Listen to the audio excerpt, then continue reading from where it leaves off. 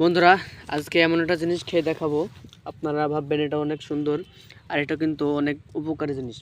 এই দেখেন, এইগুলা আমরা বলি এইগুলো হচ্ছে আমরুল্লা। এই দেখেন,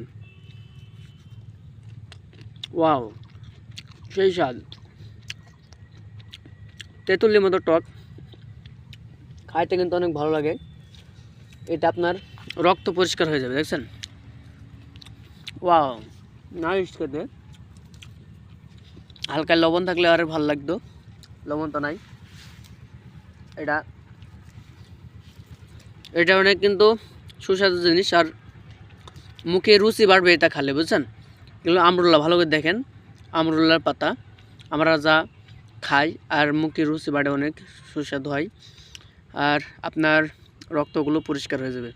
আচ্ছা বন্ধুরা, এরকম নিত্য নতুন ভিডিও পেতে অবশ্যই চ্যানেলটি সাবস্ক্রাইব করে রাখবেন। ধন্যবাদ।